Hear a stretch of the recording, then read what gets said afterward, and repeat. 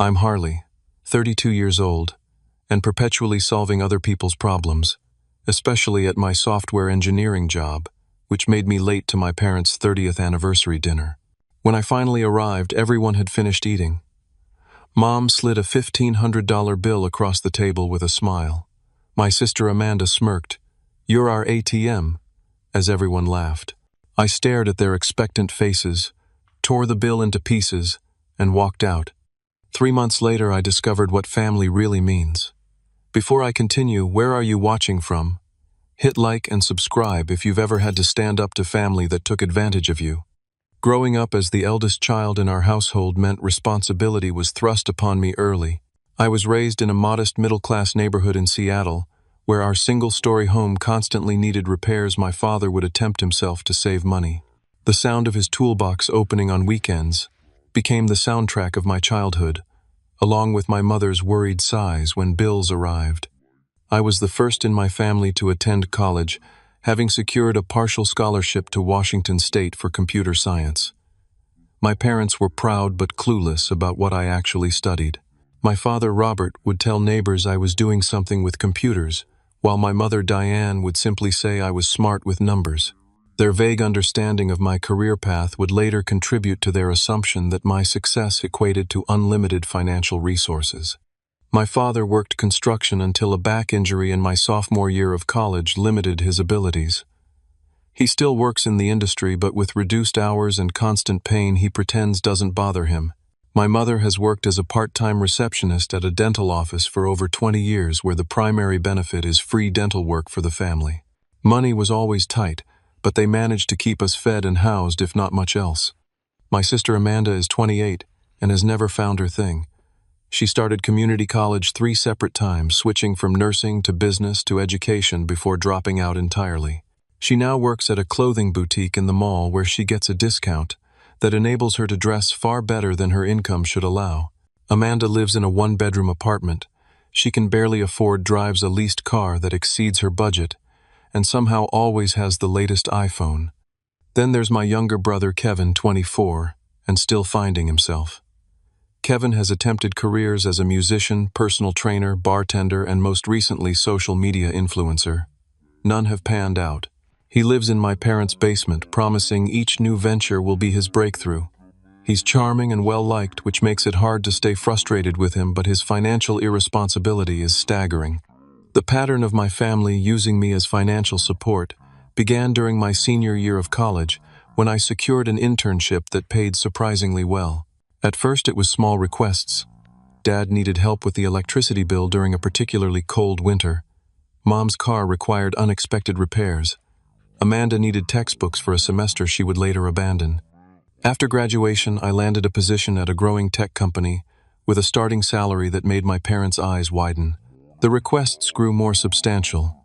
$2,000 for Amanda's security deposit on her apartment, $1,500 to get Kevin's car out of impound after multiple unpaid parking tickets, $3,000 toward my parents' roof replacement when insurance wouldn't cover the full amount. Each time I told myself it was temporary. Each time I transferred the money with a growing knot in my stomach. Each time the gratitude seemed to diminish while the expectation grew. My apartment in downtown Seattle became a symbol of my excess to my family. It wasn't extravagant, a 1-bedroom with a decent view, but my mother would make comments like, "Must be nice to have all that space to yourself when your father and I are still in the same house where we raised 3 kids." My career advanced steadily. I became a senior developer, then a team lead. I worked 60-hour weeks, solved complex problems, and built systems used by millions of people. When I tried explaining my work accomplishments at family gatherings, eyes would glaze over until someone changed the subject, usually to someone else's problems that coincidentally could be solved with money. The emotional distance between us grew proportionally to my income. Sunday dinners became strategy sessions where family members would casually mention financial challenges while passing the potatoes. Holiday gifts from them grew smaller, while expectations of what I would give increased. Birthday cards from my parents always included hints about bills they were struggling with rather than genuine messages. I maintained my own apartment as a sanctuary 20 miles from my childhood home, close enough to visit but far enough to separate my life from theirs. The geographic distance was manageable. The emotional gulf was becoming unbridgeable. Still, I showed up for every family event, birthday, and holiday, carrying the weight of unspoken expectations along with whatever gift or dish I was supposed to bring. By the time my parents' 30th anniversary approached, I had been serving as the family bank for nearly a decade. I had helped Amanda with 6 months of rent, during a period of unemployment paid for Kevin's certification in 3 different careers that went nowhere, and covered my parents' property taxes twice. The resentment had built up like plaque in an artery slowly imperceptibly, until the flow of genuine connection was nearly blocked completely. Yet I still said yes, when my mother called to say they wanted to celebrate their anniversary at Bellini's, the most expensive Italian restaurant in Seattle. "Your father and I never get to enjoy nice things," she said, her voice practiced in the particular tone that made refusal seem cruel. "It would mean so much if you could treat us to a special night." I agreed, not knowing that night would finally force me to confront the unhealthy dynamics that had controlled my adult life for far too long. The day of my parents' anniversary started like many others with a crisis at work. We were launching a new feature for our biggest client, and the production environment was experiencing unexplained outages. As the team lead, I couldn't simply walk away, even though I had requested the afternoon off weeks in advance. "I'm going to be late." I texted my mother at 4:30, already 30 minutes past when I should have left the office. "System emergency. Save me a seat." Her response was immediate. "Everyone's already here. We made reservations for 6 o'clock sharp. Don't ruin this special day." The guilt trip was familiar territory, but I pushed it aside and focused on the code. By 5:45, we had identified the bug, a memory leak in a third-party API we were using. I delegated the fix to 2 capable developers, and finally left my dress shirt wrinkled from the long day, and my tie hastily straightened in the elevator mirror. Traffic was merciless. Seattle's notorious rush hour held me hostage as I watched the clock tick past 6, then 6:15, then 6:30. My phone buzzed repeatedly with updates from my family. "Mom, 6:05 p.m. Where are you? Everyone is waiting. Dad, 6:12 p.m. Your mother is upset. Hurry up. Amanda, 6:20 p.m. Way to ruin their anniversary.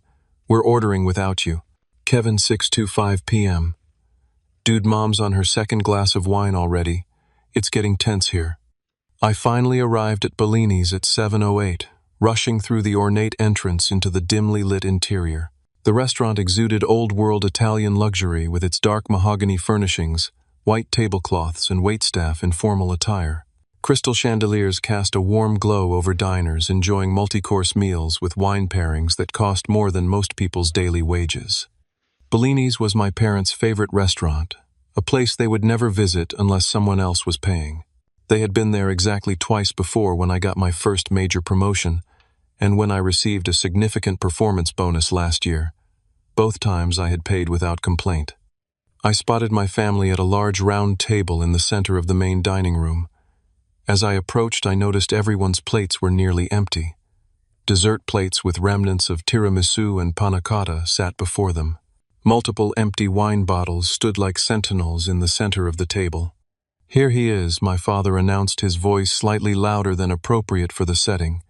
He wasn't a big drinker, but the flush in his cheeks suggested he had indulged in the wine. My mother didn't stand to greet me. Her lips were pressed into a thin line as she checked her watch dramatically. "Only an hour and 8 minutes late. I suppose we should be grateful you made it at all." "I'm sorry," I said, taking the one empty seat. "Work emergency. I came as soon as I could." "Of course," Amanda said, twirling the stem of her wine glass. "Your job is always more important than family." I noticed her new bracelet catching the light, something designer, and well beyond her retail salary. Kevin sat slumped in his chair, scrolling through his phone, occasionally glancing up with a half-smile that suggested he was enjoying the tension. "We took the liberty of ordering for you," my mother said, gesturing to a covered plate in front of me. "It's probably cold by now." Before I could respond, a waiter appeared at my shoulder. "Would Sir like me to reheat his osso buco?" he asked with professional courtesy. "No thank you," I replied. "It's fine as is." As the waiter nodded and retreated, my mother's hand emerged with a leather folio. Since you missed most of the celebration, the least you can do is take care of this. She slid the bill across the table toward me.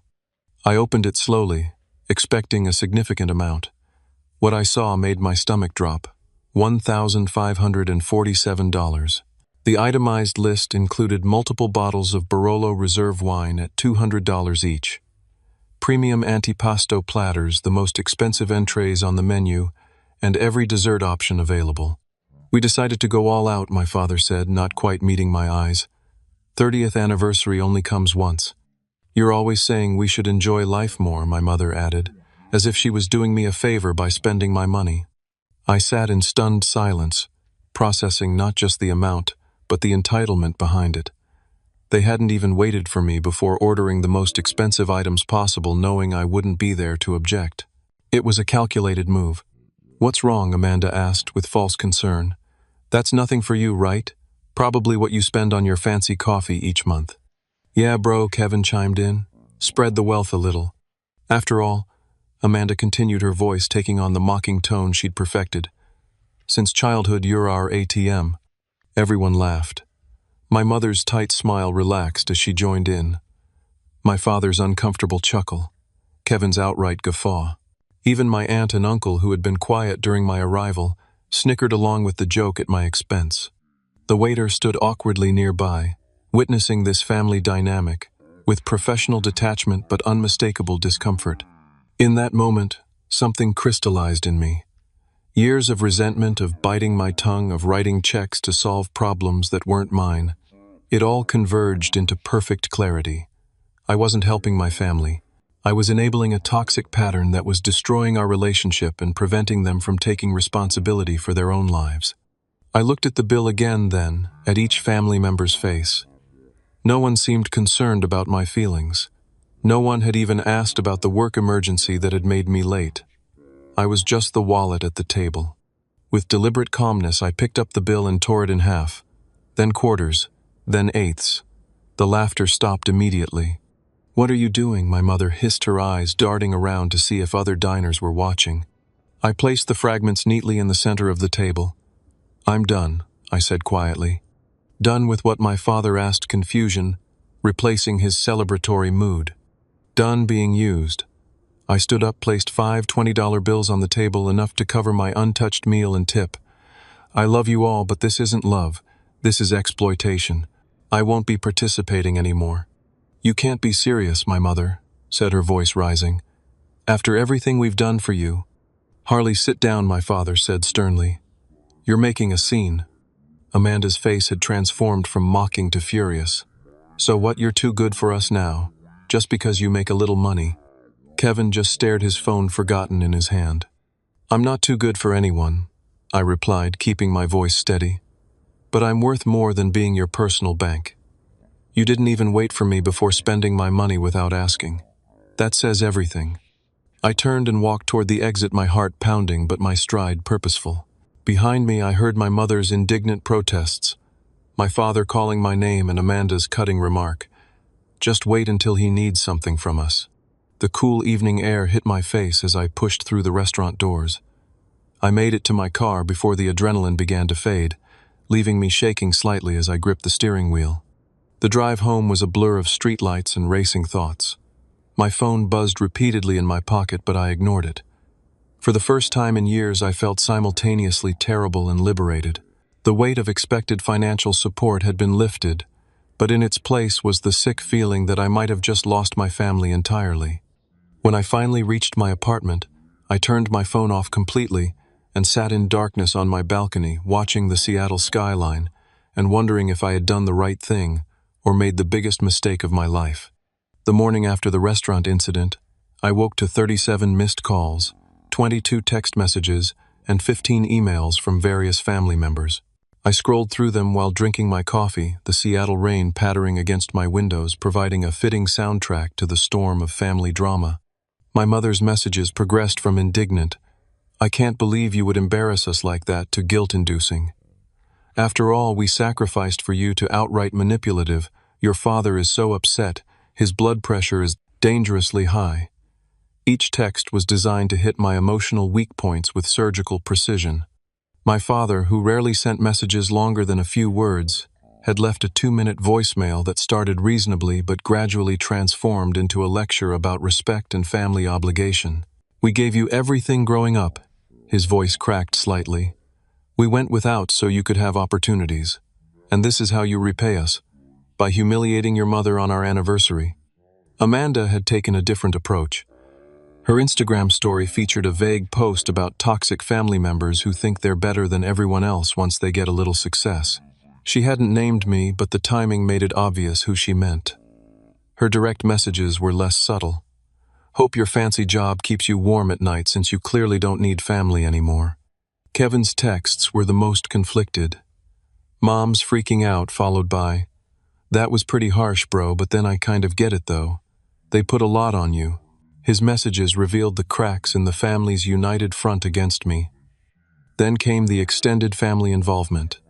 My Aunt Judith, my mother's sister, called to talk some sense into me. "Family supports each other, Harley," she lectured. "Your parents won't be around forever. Is this how you want to remember treating them?" My Uncle Stephen sent an email with the subject line, "MAN up," that contained a lengthy diatribe about generational responsibility and how in my day we respected our parents no matter what. The collective message was clear: I was in the wrong. I was selfish. I was abandoning my family when they needed me. Not once did anyone acknowledge that the $1,500 dinner without my consent might have been inappropriate. After reading everything, I made a decision that surprised even me. I would not respond immediately. Instead, I set my phone to Do Not Disturb, allowing only work calls to come through, and focused on the software release that had been interrupted by the anniversary dinner. Work became my sanctuary. I threw myself into coding, testing, and documentation with an intensity that impressed even my productivity-obsessed manager. "Whatever's driving you, Harley, keep it up," she said after I fixed a particularly troublesome bug that had plagued the team for weeks. The only person outside work I communicated with was my best friend Tyler. We had been friends since college, but our relationship had become more distant as my family obligations consumed more of my time and energy. When I finally called him a week after the restaurant incident, his immediate response wasn't what I expected. "Honestly, I'm proud of you," Tyler said when I finished recounting what had happened. "I've watched them take advantage of you for years, man." "You have?" I was genuinely surprised. "Everyone has. Remember when you couldn't come on that hiking trip to Mount Rainier because your sister needed money for rent? Or when you had to cancel our tickets to the Seahawks game because your parents suddenly needed a new water heater? You've been canceling your life to fund theirs for as long as I've known you." It was the first time I had told someone the full extent of the financial manipulation, and hearing Tyler's perspective was like having a fog lifted. What I had normalized over years wasn't normal at all. Last Christmas, I recalled slowly, I spent $3,000 on gifts for my family. Know what I got? A $20 gift card to Starbucks from my parents, nothing from Kevin, and a used book from Amanda that still had a library sticker on it. Tyler's laugh held no humor. "And you thought that was okay because they don't have what I have," I answered automatically, then paused as I heard the conditioning in my own voice. "At least that's what they always told me." That conversation sparked a painful re-examination of my family relationships. I began keeping a journal of financial requests over the years, documenting the patterns of manipulation. There was always an emergency, always a reason why this request was different from the last one, always the implication that saying no meant I didn't truly love them. 2 weeks after the restaurant incident, my mother attempted reconciliation. Her text message started with something resembling an apology. "We may have overstepped with the anniversary dinner." But it quickly pivoted. "Your father needs dental work that insurance won't cover. $2,000. I wouldn't ask if it wasn't important." For the first time, I replied with a simple "I'm sorry, but I can't help with that." No explanation, no justification, no opening for negotiation. Her response was immediate and explosive. "I never thought my own son would turn his back on his father's health. I guess money has changed you after all." I didn't take the bait. Instead, I blocked her number for 72 hours to give myself space to process without additional guilt trips. When I unblocked her, there were no new messages. The silence was both a relief and unsettling. 3 days later, the escalation reached a new level. I was in a meeting with my development team when my assistant buzzed to say my family was in the lobby. All of them, mother, father, sister, and brother, had shown up at my workplace unannounced. "Tell them I'm in a meeting and can't be disturbed," I instructed, my heart racing. 5 minutes later, raised voices could be heard from the reception area. My mother was demanding to see me, insisting it was a family emergency. My assistant, looking uncomfortable, slipped into the conference room. "I'm sorry, Harley, but your mother is causing a scene. Security is asking if they should escort them out." The meeting had stopped entirely, all eyes on me. These were colleagues who respected me professionally but knew nothing about my personal life. Now my family drama was spilling into my career sanctuary. "I'll handle it," I said, excusing myself from the meeting. In the lobby, my mother stood with her arms crossed, my father looking embarrassed beside her.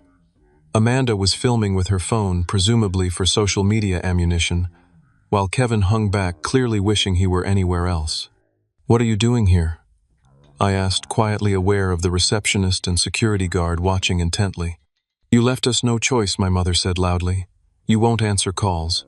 You won't help your own father get necessary medical care. What kind of son does that?" "This is not the place," I said firmly. "I'm at work." "Oh, your precious job," Amanda interjected. "More important than family, right?" Several coworkers had stopped in the hallway, pretending to look at their phones while obviously listening. "Either we talk privately in a conference room, or I'm going to have security escort you out," I said, my professional reputation hanging by a thread. They followed me to a small meeting room where the true purpose of their visit became clear. There was no dental emergency. They had come with a typed repayment plan for me to sign, outlining my family financial obligations, including monthly stipends for my parents and siblings. "This is a joke, right?" I asked, scanning the document that effectively made me responsible for supporting 4 adults indefinitely. "This is what family does," my mother insisted. "We're just formalizing what you should be doing anyway." The audacity was breathtaking. In my workplace during business hours, they had staged this intervention to regain financial control over me. "The answer is no," I said, sliding the paper back across the table. "And if you ever come to my workplace again, I will get a restraining order." The threat, the first time I had ever taken such a hard stance, shocked them into momentary silence. "You don't mean that?" my father finally said, his voice small. "I do," I replied, standing up. "I love you all, but this behavior has to stop. I'm not your bank. I'm your son and brother, and right now you're not treating me like either." I walked them to the elevator, enduring my mother's tearful accusations and Amanda's cold glare. Kevin hung back as the others entered the elevator. "I told them this was a bad idea," he murmured. "Sorry, man." It was the first genuine moment in weeks, but before I could respond, he stepped into the elevator with the others and the doors closed on their angry, hurt faces. I returned to my team meeting with shaking hands and a professional smile plastered on my face, pretending that my world wasn't crumbling just beneath the surface. For the next 3 weeks, my family maintained complete radio silence. No calls, no texts, no social media posts, no workplace ambushes. Initially, the quiet brought relief, a chance to breathe without bracing for the next financial request or emotional manipulation. But as days passed, silence transformed into a different kind of burden. During quiet moments, making dinner in my empty apartment, driving home from work, with only the radio for company, waking up on Sunday mornings with nowhere to go, doubt crept in. Had I overreacted? Was I throwing away my family over money? Memories surfaced at unexpected times. My father teaching me to ride a bike. My mother nursing me through a high school bout of pneumonia. Amanda and I building elaborate snow forts during Seattle's rare, heavy snowfalls. Kevin looking up to me when he was small before resentment complicated our relationship. My 33rd birthday came and went without acknowledgement from my family. No off-key phone rendition of happy birthday from my mother. No awkward but well-meaning card from my father. No inside joke text from Kevin. I told myself it didn't matter, but the absence left a hollow feeling I couldn't shake. Sleep became elusive. I would lie awake, replaying the restaurant scene, imagining alternative endings where I paid the bill quietly and preserved the peace, or where I expressed my feelings more diplomatically, or where my family recognized their behavior and apologized sincerely. None of these fantasies changed my waking reality. My work performance, which had initially improved through focused distraction, began to suffer. I missed deadlines, overlooked bugs, and zoned out during important meetings. My boss, Monica, who had always valued my reliability, called me into her office after I submitted code with a critical error that another team member had to fix. "What's going on with you, Harley?" she asked, concern evident in her voice. "This isn't like you. Just some personal stuff," I replied vaguely. "I'll get it together." "Whatever it is, deal with it or get help," she said not unkindly. "You're too valuable to the team to burn out." Her words echoed as I sat alone in my apartment that evening, staring at takeout I had no appetite for. Was I burning out? The emotional toll of standing up to my family had been far greater than I anticipated. I had gained financial boundaries, but lost the only people who had been constants in my life, flawed as our relationship was. The rock-bottom moment came unexpectedly on a rainy Tuesday evening. A knock at my door revealed my brother Kevin standing in the hallway, soaking wet and looking miserable. "Can I come in?" he asked, water dripping from his jacket onto the carpet. I hesitated, then stepped aside. Kevin had always been the least aggressive in financial matters, more follower than instigator in family schemes. "Mom doesn't know I'm here," he said, immediately accepting the towel I offered. "She'd kill me if she knew." "Why are you here then?" I asked, keeping my distance emotionally and physically. Kevin sank onto my couch, looking younger and more vulnerable than his 24 years. "Things are bad, Harley. Really bad." "What do you mean?" "After you cut them off, Mom and Dad are in serious financial trouble. They might lose the house." His eyes, so similar to mine, pleaded for understanding. "The bank called about missed mortgage payments. Dad's back is worse, and he can't work extra shifts anymore. Amanda's car got repossessed last week." The familiar weight of responsibility pressed down on me. "I'm sorry to hear that, but—" "I know what you're going to say," Kevin interrupted. "That it's not your problem. But these are our parents, man. They raised us. Can you really let them lose everything?" His words hit their target with precision. Could I? Could I really stand by while my family suffered financial catastrophe? The resolve I had built over weeks began to crumble. "How much do they need?" I heard myself asking. Kevin looked relieved. $8,000 would cover the mortgage back payments and Dad's medical bills. My hand actually moved toward my phone, ready to transfer the money, when Kevin added, "Mom said this would work. She said you wouldn't let Dad suffer." The words struck like a slap. "Mom said this would work." Kevin's expression changed as he realized his slip. "I didn't mean—" "This is another manipulation," I said slowly, the truth dawning. "There's no mortgage crisis, is there?" His silence was confirmation enough. "Tell me the truth, Kevin. Now." He crumbled under direct confrontation, a quality that had made him a poor liar since childhood. "The house is fine," he admitted quietly. "Mom and Dad are keeping up with bills. It's not as dire as I made it sound." "Then why come here with this story? Why lie to my face?" Kevin looked genuinely conflicted. "They're not okay with you standing up for yourself, Harley. It's never been about the money, not really. It's about control. When you tore up that bill, you took away their power over you. They can't handle it." The honesty was unexpected and strangely touching. "And you?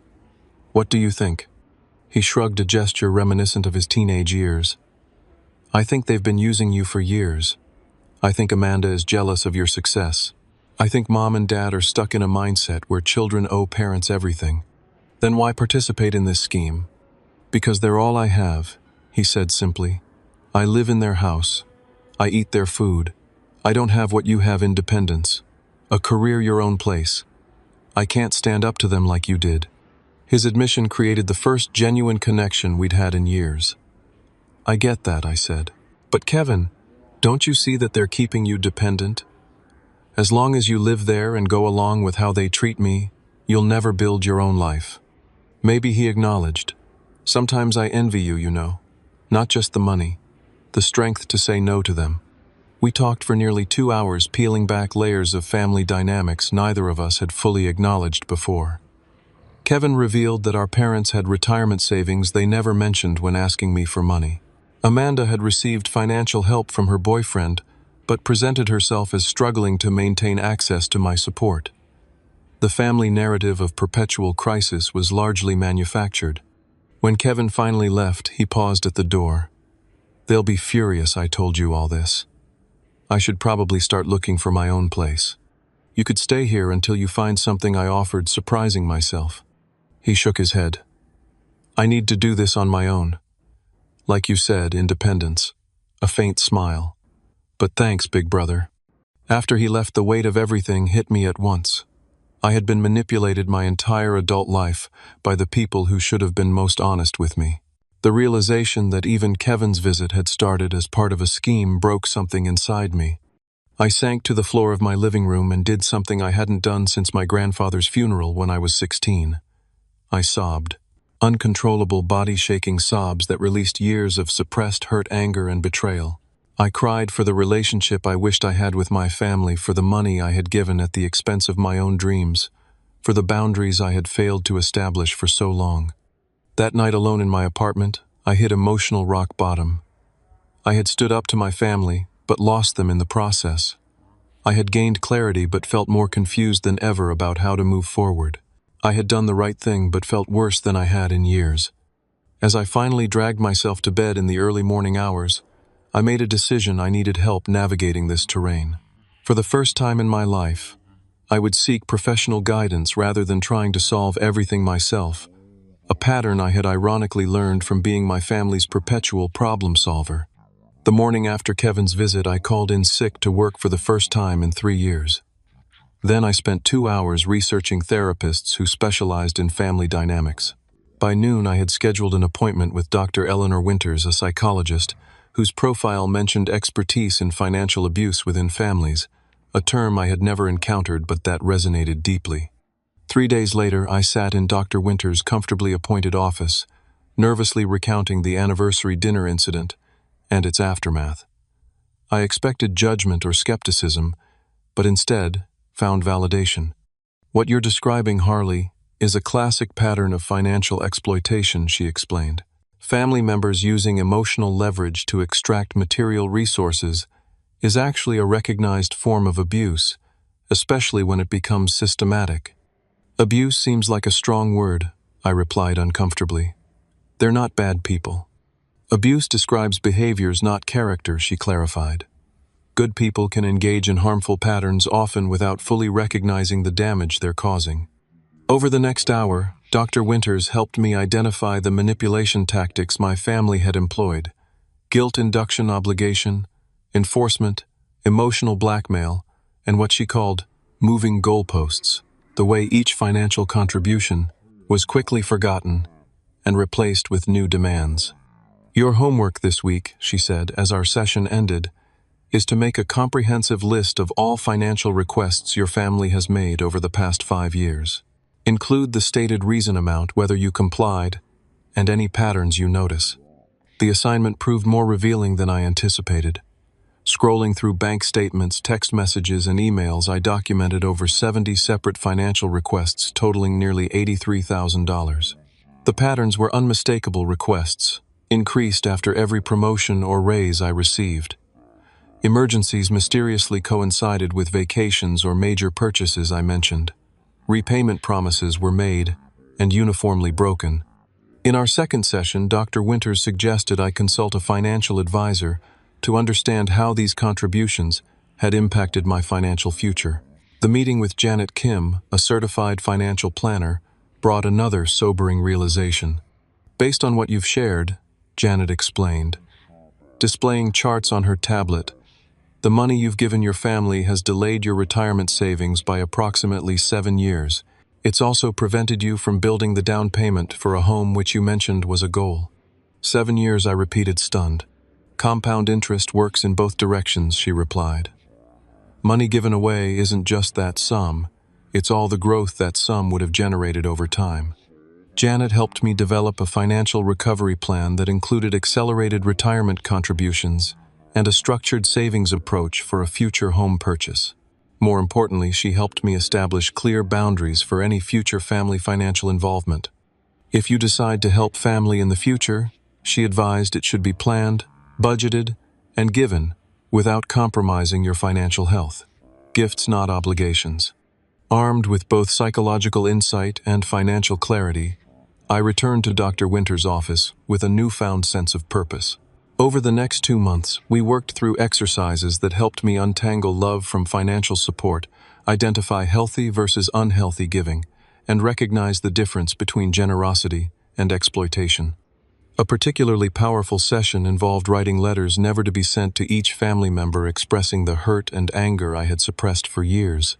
The exercise released emotions I hadn't fully acknowledged even to myself. "Dear Mom," my letter began, "every time you call me your successful son, I hear pride in your voice. But when that pride is immediately followed by a request for money, I wonder if my value to you is measured only in dollars." Writing these letters proved cathartic, releasing years of resentment and clarifying my own boundaries. After completing them, Dr. Winters guided me through burning them in a small ceremonial bowl in her office, a symbolic release of expectations that others would understand my perspective. "Healing doesn't require their acknowledgement or approval," she explained as we watched the papers curl and blacken. "It requires your commitment to your own well-being." As my emotional health improved, I began reconnecting with friends I had neglected during years of family obligation. Tyler and I resumed our weekend hiking trips. I joined a recreational basketball league with coworkers, discovering physical activity helped manage the anxiety that still occasionally surfaced when thinking about my family. A photography class I had always wanted to take, but had never found the time for, became a Saturday morning ritual. Through the camera lens, I rediscovered joy in observing the world around me rather than focusing exclusively on others' problems. Work performance rebounded as my mental clarity returned. My boss, Monica, noticed the change, commenting, "Whatever you've been doing, keep it up. Your old spark is back." 2 weeks later, she recommended me for promotion to senior developer with a significant salary increase. The promotion brought an interesting test of my new boundaries. My first impulse was to call my parents and share the news, and then brace for the inevitable financial request that would follow. Instead, I celebrated with friends who expressed genuine happiness for my success without any underlying agenda.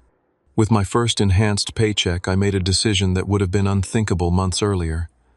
I bought myself something significant without guilt. Not an extravagance, but a reliable new car to replace my aging sedan with 200,000 miles on the odometer. As I drove it off the lot, I realized it was perhaps the first major purchase I had made solely for myself in my adult life. The lack of contact from my family continued, but its emotional impact diminished as I built a fuller life. Dr. Winters helped me understand that their silence was likely a continued attempt at manipulation, what she called the silent treatment designed to make me cave to restore the relationship on their terms. Real reconciliation, she explained, would involve acknowledgement of the unhealthy patterns and a commitment to change. Without that, resuming contact often means resuming the same dynamics. 6 weeks into therapy, I had a breakthrough realization. I had been defining love as sacrifice and suffering. If I wasn't giving until it hurt, I wasn't showing love properly. This distorted definition had roots in childhood observations of my parents' relationship with each other, and with money, their constant financial stress and martyrdom about providing for the family. "You can redefine love," Dr. Winters suggested. "What if love meant wanting the best for each other, including independence and growth? What if it meant healthy interdependence, rather than exploitation or dependence?" The question lingered with me for days, reshaping my understanding of all relationships in my life. I began practicing this new definition of love by encouraging Kevin's independence when he texted, occasionally offering emotional support and advice without financial bailouts. After 3 months of therapy, meditation, practice, and deliberate relationship building with friends, I found myself in a place I had never expected to reach: genuine peace with my decision to establish boundaries with my family. The guilt had largely subsided, replaced by an understanding that true love sometimes requires difficult stands. "You've done remarkable work," Dr. Winters noted in what would be one of our final regular sessions. "How are you feeling about the possibility of eventual contact with your family?" "I'm open to it," I replied honestly. "But on new terms.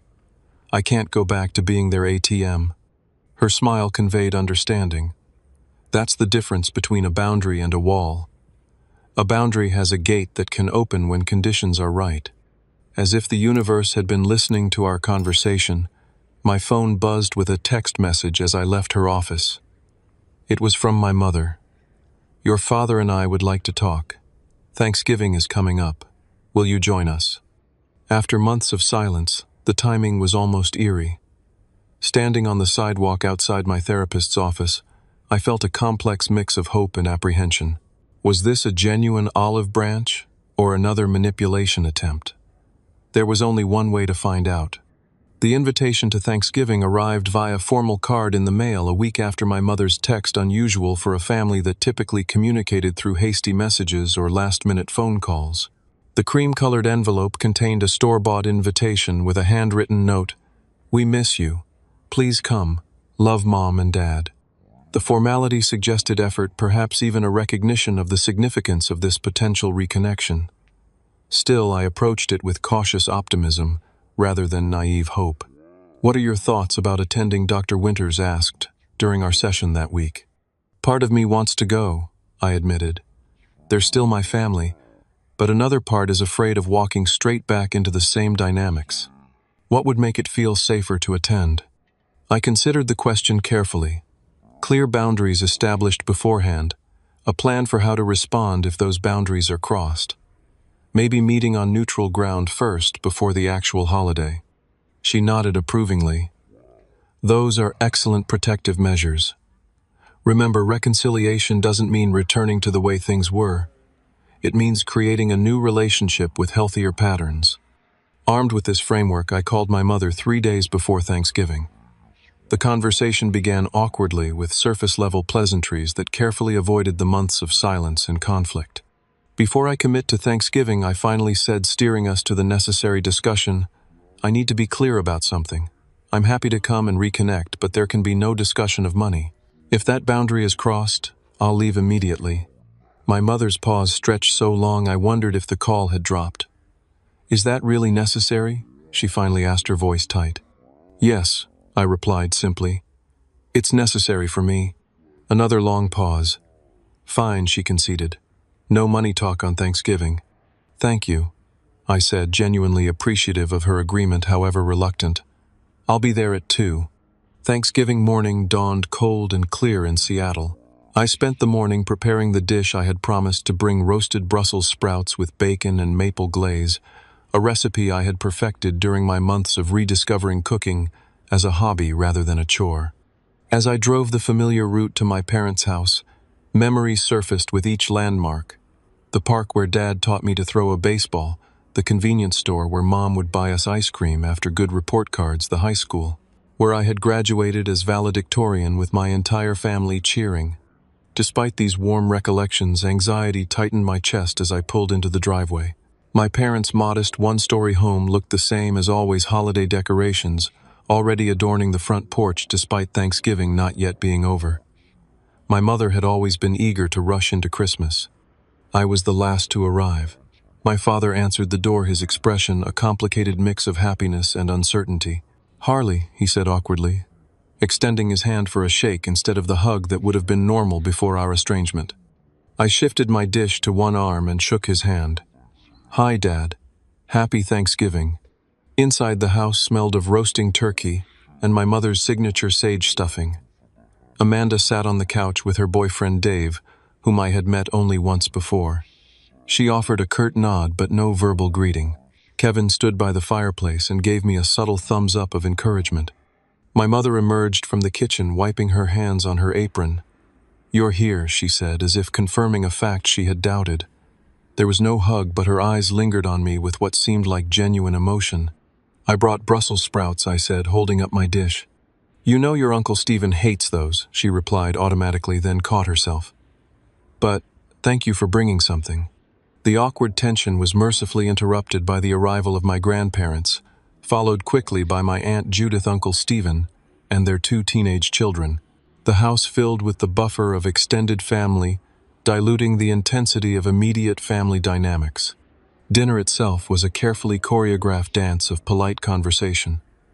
Weather, recent movies, my cousin's college applications, all safe topics that required no emotional vulnerability. My father made several attempts at normal interaction, asking about my work projects in a way that suggested genuine interest rather than financial calculation. The new system we're developing will help emergency response teams coordinate during natural disasters. I explained, surprised, to find him asking follow-up questions rather than glazing over as he typically did during tech discussions. "That sounds important," he said. "You always were good at solving problems." The comment hung between us, loaded with unspoken meaning. I had indeed been the family problem solver, especially financial problems, for too long. As the meal progressed, I began to relax marginally. The boundary agreement seemed to be holding. No one had mentioned money loans, bills, or financial struggles. Maybe this was progress. Then came dessert. As my mother served pumpkin pie with whipped cream, she casually mentioned, "We're thinking of getting a new artificial Christmas tree this year. The old one is shedding like crazy. The good ones are expensive." Amanda added a familiar leading tone in her voice. "Like $300 for one that doesn't look cheap." "Christmas shopping in general is so stressful," my mother continued, "especially on a tight budget." I felt the familiar pressure building, the subtle hints that had previously been my cue to offer financial assistance. My fork paused halfway to my mouth. "Speaking of expensive things," Amanda said, turning to me with a smile that didn't reach her eyes, "that's a nice new car in the driveway. Must be nice to afford such luxury items." And there it was, the boundary crossed through implication rather than direct request. "It's a Mazda, not a Mercedes," I replied evenly.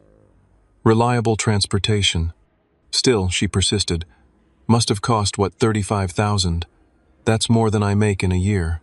The table had gone quiet, all eyes moving between Amanda and me. My mother watched with poorly concealed anticipation while my father studied his pie with sudden intense interest. I placed my fork down carefully. We agreed no money discussions today. "I'm not discussing money," Amanda protested. "I'm just commenting on your fancy new car while the rest of us drive old clunkers." The familiar guilt trip strategy, transparent now that I had learned to recognize it. I pushed my chair back slightly, preparing to stand and leave as I had promised I would if boundaries were violated. "Amanda, that's enough," came an unexpected voice from the end of the table. My grandfather, my mother's father, spoke with quiet authority. At 82, he rarely inserted himself into family conflicts. All heads turned toward him in surprise. "I've sat by for years watching how you all treat Harley," he continued, his weathered hands folded calmly on the table. "I've never said anything because it wasn't my place, but I can't stay silent anymore." "Dad," my mother began, "you don't understand." "I understand perfectly," he interrupted gently. "I see history repeating itself. Your Aunt Mildred did the same thing to me. For decades expected me to fund her lifestyle because I had a good job while she made poor decisions. It nearly broke our relationship permanently." The revelation stunned the table into silence. I had never heard this family history before. "When I was Harley's age," my grandfather continued, "I finally had to tell Mildred no. She didn't speak to me for 2 years. It was painful but necessary. Eventually she learned to stand on her own feet, and our relationship became healthier than ever." My mother's face flushed red. "This is completely different." "Is it?" my grandfather asked. "You raised a hard-working, successful son. Instead of celebrating his achievements, you treat him like a personal bank. I've watched him give and give, while getting very little appreciation in return." The uncomfortable truth hung in the air. Amanda's boyfriend stared at his plate, clearly wishing to be anywhere else. My cousins exchanged wide-eyed glances. "We've sacrificed everything for our children," my mother said, voice rising defensively. "As parents should," my grandfather agreed, "without expectation of repayment. That's what love is." His words echoed what Dr. Winters had been helping me understand. Love without strings attached. Support without exploitation. My mother stood abruptly. "I don't need parenting lessons in my own home on Thanksgiving." She stormed into the kitchen, the swinging door closing behind her with a bang. My father looked torn, glancing between the kitchen door and me. Amanda seized the opportunity to follow our mother, throwing me a venomous look as she passed. Kevin remained seated, watching the drama unfold with a strange expression, part discomfort, part admiration. "I think I should go," I said quietly, to no one in particular. My grandfather nodded in understanding. Sometimes space is necessary, but remember, standing your ground isn't the same as giving up on family. I thanked him, said awkward goodbyes to the remaining relatives, and headed for the door. To my surprise, my father followed me out to the driveway. "Harley, wait," he called as I reached my car. I turned keys in hand, bracing for whatever guilt trip or justification might follow. Instead, my father did something I couldn't remember him doing since I was a child. He apologized. "I'm sorry," he said, simply, hands shoved in his pockets like a schoolboy. "Your grandfather is right. We've taken advantage of your success instead of just being proud of you." The unexpected accountability left me momentarily speechless. "I can't speak for your mother or Amanda," he continued, "but I can tell you I'm ashamed of how we've treated you. I should have put a stop to it years ago." "Why didn't you?" I asked, the question I'd wondered for so long. He sighed heavily. "It was easier not to. Your mother has always worried about money even when we have enough. When you started doing well, it became a pattern I just went along with." He looked up at me directly. "That's no excuse. I failed you as a father by not protecting you from our expectations." The genuine remorse in his voice reached something deep inside me. "I don't mind helping family," I said carefully, "but there's a difference between occasional help and being treated like an ATM." He nodded slowly. "I understand that now. And I want you to know," he paused, seeming to search for the right words, "I want a relationship with my son that has nothing to do with his wallet. I miss knowing what's going on in your life." "I'd like that too, Dad." "It won't be fixed overnight," he acknowledged. "Your mother will take time to adjust. Amanda even longer. But if you can be patient with us trying to learn new patterns, I promise I'll do my part." As I drove away from my childhood home, I felt something I hadn't expected from this Thanksgiving visit: hope. Not naive optimism that everything would magically transform, but a measured hope that at least one family member understood the need for change. It wasn't total reconciliation, but it was a first step on what would clearly be a long road. As December arrived, bringing Seattle's characteristic gray skies and persistent drizzle, I reflected on how much had changed in just a few months. The anniversary dinner confrontation felt simultaneously like yesterday and a lifetime ago. After the tumultuous Thanksgiving, I decided that any further family interactions should occur on neutral ground. I texted my father suggesting we meet at Cornerstone Coffee, a shop equidistant between our homes. To my surprise, he agreed readily and asked if my mother could join. "She won't talk about money," he promised. "I've made that clear to her." The coffee shop meeting 3 days before Christmas was awkward but civil. My mother was subdued, lacking her usual domineering energy. My father carried most of the conversation, asking genuine questions about my work and life. For perhaps the first time in our adult relationship, we had a conversation that involved no financial undertones or subtle hints. As we were preparing to leave, my mother finally spoke directly to me. "Your father says I need to respect your boundaries." She said the words sounding rehearsed but sincere. "I'm trying to understand that. It's difficult for me to change how I think about things." It wasn't an apology, but it was an acknowledgement, a small crack in the wall of denial that had characterized her response to my boundary setting. "I appreciate that, Mom," I replied. "Change is hard for all of us." We parted with tentative plans to speak again after the holidays. No grand reconciliation, no dramatic breakthrough, but a civil exchange that felt like solid ground to build upon. Christmas that year was unlike any in my adult life. Quiet, pressure-free, and celebrated with friends rather than family. Tyler and his wife hosted a gathering of holiday orphans people whose family situations made traditional celebrations complicated or impossible. Among them was Katie, a photographer I had met in my Saturday morning class, whose warm smile and easy conversation had been brightening my weekends for months. As winter turned to spring and spring to summer, my relationship with my family continued its slow, sometimes painful evolution.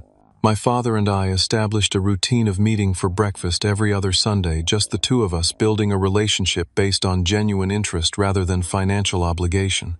He never asked for money, though he occasionally shared concerns about retirement or home repairs in a normal conversational way. My mother remained more distant, struggling to adapt to the new dynamic.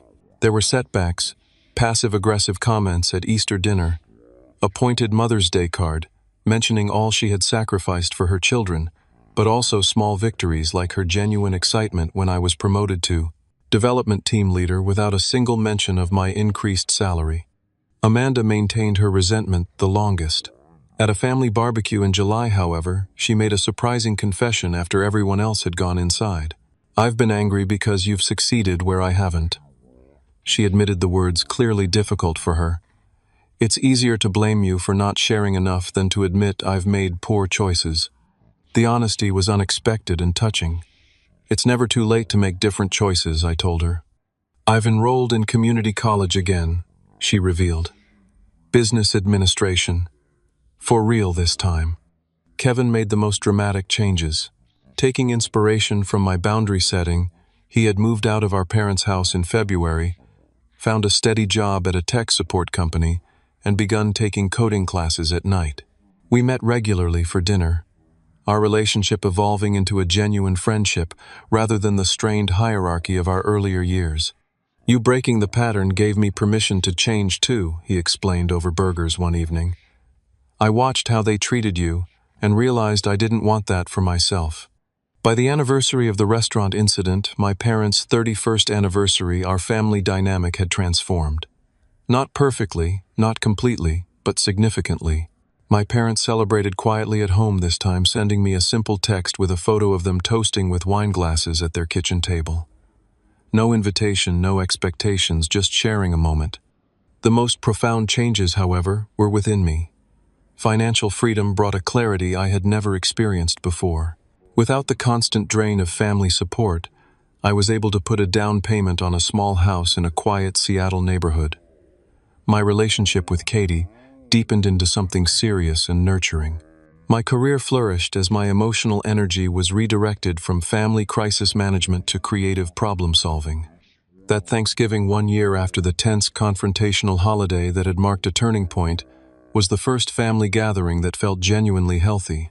Hosted at my new home with clear expectations established beforehand, it passed without a single reference to financial matters.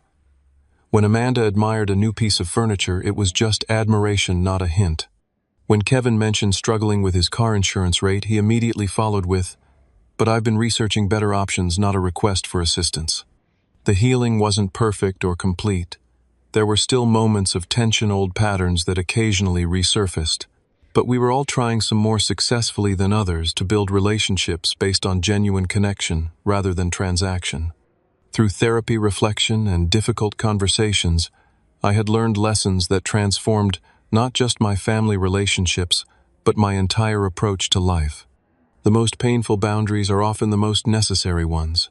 Standing up to family was the hardest thing I had ever done, but also the most essential for my well-being and ultimately for healthier family relationships.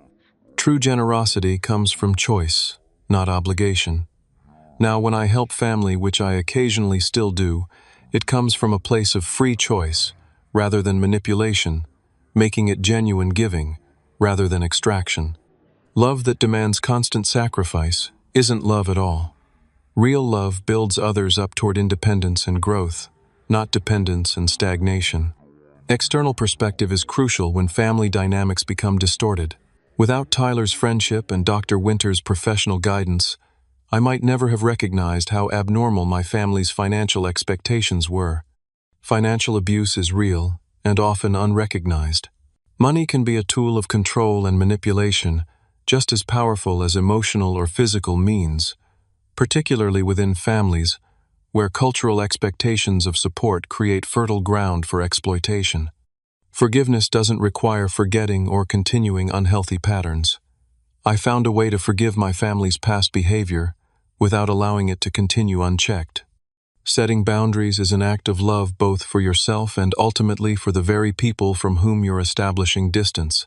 My boundaries not only protected me, but eventually helped my family develop greater independence and self-reliance. The journey from financial exploitation to healthy family relationships wasn't quick or easy. It required courage to tear up that $1,500 bill strength, to withstand the emotional fallout wisdom, to seek professional help and patience, to allow new patterns to develop slowly. But standing on the other side now, I can say with certainty that it was worth every difficult moment. I reclaimed not just my financial autonomy, but my identity separate from my role as family provider. I discovered what genuine, non-transactional love feels like. I learned that sometimes the most loving thing you can do is say no. Have you ever had to set difficult boundaries with family members who took advantage of your generosity? What helped you find the strength to stand up for yourself? Share your experiences in the comments below. If my story resonated with you, please hit the like button and subscribe for more real-life lessons about family finances and finding your own path. Remember, sometimes the hardest conversations lead to the most meaningful growth. Thank you for listening, and may you find the courage to write your own life story rather than being a character in someone else's.